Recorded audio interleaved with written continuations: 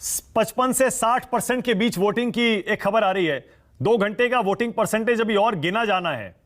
पिछली बार मुझे याद पड़ता है 75% से ज्यादा वोटिंग हुई थी 2017 में। सही कह रहा हूं प्रदीप? और इस बार आपको लग रहा है वो आंकड़ा छुपाएगा?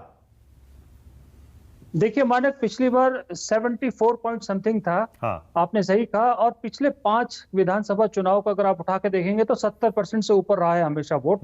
लेकिन आज जिस तरह से 3 बजे तक आ रहा है तो मुझे थोड़ा सा डाउट लग रहा है कि वो 70% वाला जो आंकड़ा है वो शायद छू पाए, क्योंकि ये इसका रीजन ये है कि पहाड़ी इलाका है, शाम के वक्त वैसे ही ठंड हो जाती है। लोग जब वोट डालने निकलते तो दिन में निकलते हैं। अब 3 बजे से 5 बजे के बाद सूरज ढल जाता है, ठंडक बढ़ जाती है तो लोग कम निकलते हैं। जैसे कि आपके शिमला वाले रिपोर्टर ने दिखाया था कि खाली हो गया तकरीबन वहां पर।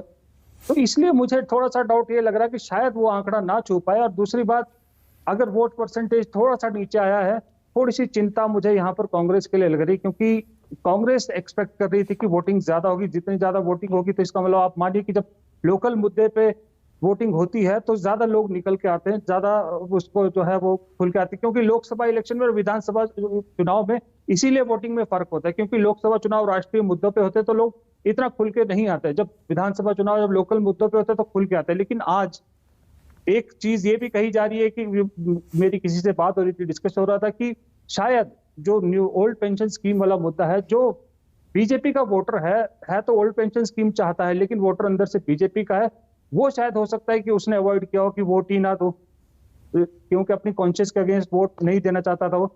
अलग अलग थ्योरीज चल रही है। कुछ जगहों पर ये भी खबरें आई कि जानबूझ के वोटिंग स्लो कराई गई है, जानबूझ के जो है वो स्लो वोटिंग, जैसे कि धर्मशाला में भी अभी देखा कि इस टाइम भी इतनी लंबी लाइन है, हालांकि धर्मशाला ठंडा इलाका, इस वक्त ठंड बढ़ गई होगी वहां पर। तो ये सारी चीजें हैं। लेकिन एक बात तो तय है मानक की जो पिछला आंकड़ा है 5 विधानसभा चुनाव का, वो शायद इस बार ना हो।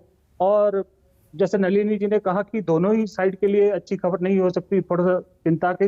लेकिन मुझे लगता है कि शायद कांग्रेस को लिए थोड़ी सी चिंता ज्यादा होगी, क्योंकि यहाँ तक ना एक चीज बोलूंगा, यहाँ सिर्फ 68 में से 30 सीटें ऐसी होती है कम से कम जहां मार्जिन 3000 से नीचे रहता है। 3 से 4000 के बीच में। तो इतने कम मार्जिन में वोटिंग बहुत जो है वो अहम रोल अदा करती है। Right, absolutely.